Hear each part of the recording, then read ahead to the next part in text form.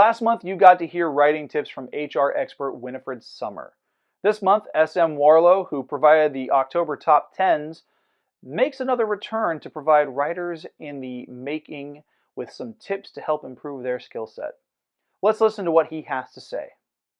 Hello, this is SM Warlow, author of the Tales of the Phoenix Titans series, here today with JKG Publishing to give you some writing tips from my little writing history here. I guess the first point I start with is guard your creative space, I suppose. And what that means is make sure you carve out uninterrupted writing time. Nothing worse than going into those big heavy scenes and having to sort of start, stop, and getting those interruptions in there. So make sure you're carving out appropriate time. For me personally, that looks like 2, maybe 3 hours of writing, depending on how we get on, and make sure I'm keeping that time as quiet and as clear as possible. So often that means using headphones or sort of white noise or music, something that matches the vibe of the scene you're writing. And I think a lot of people talk about making sure that those writing moments are scheduled as well. So that might, depending on the lifestyle you've got, that might be 1 hour a week, that might be an hour an evening, whatever works for you. The second is to recharge between your big epics, I suppose. So after finishing your book, so once you've got past the first draft point, or even the second, third draft point, depending on how you work, make sure you give yourself that breathing room after finishing. So for me, that looks like after I finish a book, I take some time out from writing, which probably goes against like a lot of the stuff that some authors out there will advise. For me personally, this is what works, is that I take some time, let the ideas for the next book percolate, and let it simmer without some pressure, I suppose. And it gives me a bit of time to absorb that new inspiration and reset, I suppose.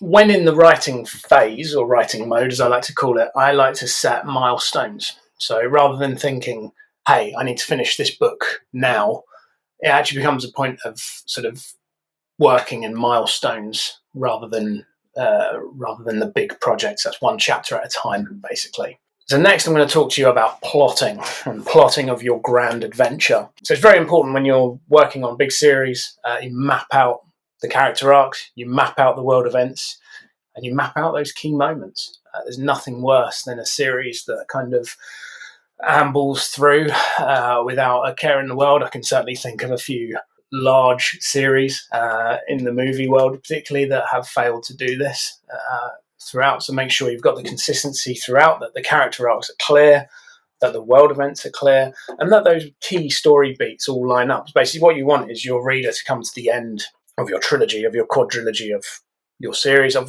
just your book, where it's actually very clear what you're trying to achieve.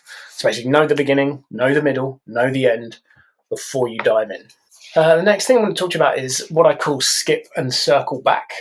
So when you're in the writing phase and you're head down in the document and you're powering through the scene that you've got, there often comes points where you'll hit a roadblock, and I've definitely had this before a few times. So basically if a sentence, if a scene, if like just a paragraph feels like it's a real challenge, you can't kind of get the words out. You know what you want to say, but you can't get the words down on paper. What I do is I mark it in the document, usually in bold underlined text that basically sort of says expand or move on. And then what I'll do is I'll come back to it as I finish those scenes. So bear in mind, I work in chapters in my document. So I will work through the chapter, hit a small roadblock or a bump in the road, identify it, mark it, continue writing on. And then I'll come back to that when I review that chapter as I go. So it's an iterative cycle, basically. Divide and conquer. So I kind of touched on this earlier on. This basically talks about how I make use of sort of 2 main tools in my writing. So the first is Grammarly, which is pretty good. I know a lot of people use Pro Writing Aid as well, which is also a really great tool.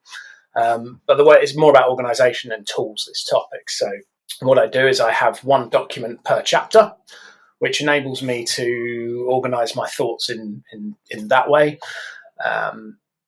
But what I do is I use those documents as sort of the work in progress section. And then I'll have my Word document, which is the master doc, if you will, which is effectively what goes to print when I've finished my second draft, basically. So when I'm ready to review and start editing, that becomes the main document. So what I'll do is use those chapters from Grammarly, complete those, use all the work I'm doing, use all the iterative stuff. Once I'm happy with it, that's copied and pasted into the final document, into the master doc. And that basically allows me to, like I said, break down the milestones, which I already touched on before, but also assemble it into like an easy management system. And that Word document is backed up over and over again into the cloud and everything. So there's no risk there. And it just helps me to kind of streamline the revision and the reordering of everything. The next topic is world building. So obviously working in sci-fi is very important that the world building is very clear. So make sure it feels lived in with the rules, the cultures, the history. So what I do is I have a working document that I keep in the background that enables me to keep track of the factions, leaders, the people, kind of history of those factions, and what the future of those factions looks like as well as the story progresses.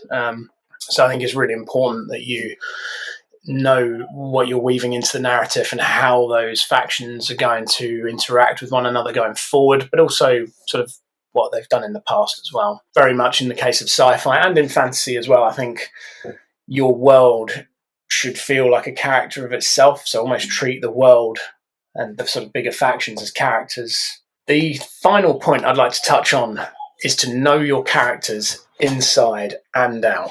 In the Phoenix Titan series, several members of the crew, and there's several characters who are outside of the crew members. Now, what I've done to ensure sort of cohesion within the characters is to know the backstories of those characters inside and out. And although some of the characters, like Gordon, for example, were very ambiguous up until about the third story, I think it was really important for me to know what the histories of those characters and make sure that it's very clear for me when I'm writing to know how that sort of history has impacted them in the here and now, as in the moment that I'm writing. The other thing, I suppose, with characters as well is give them strengths, give them flaws, give them secrets that they guard closely. There's nothing worse than sort of like the flawless character, which again has become quite prolific over recent years in modern media. I think it's really important that your character has a flaw, because ultimately they have to have something to overcome, be it a personal demon or otherwise. Like, you cannot have a character who's absolutely perfect, who's the absolute perfect archetype. So give them something to overcome, give them a strength they can use to their advantage. And in the case of certain characters who maybe aren't POV in your story, give them secrets, give them intrigue. You want your character to be, you want your reader to gravitate there, I suppose, towards that character. So super important that you have an understanding of your characters and where they're going to go and what they've done. I hope these have been helpful. If you'd like to follow me on Instagram, I am available there as SM Warlow _author. Always happy to help out members of the writing community. Thank you very much, and hope this was useful. A big thank you goes out to SM Warlow, as well as Emily Hodson and Jeff Jones, for being my guests on this month's full episode. Now, if you'd like to connect with any of them on social media or get copies of their work, you can find all of those links down in the video description.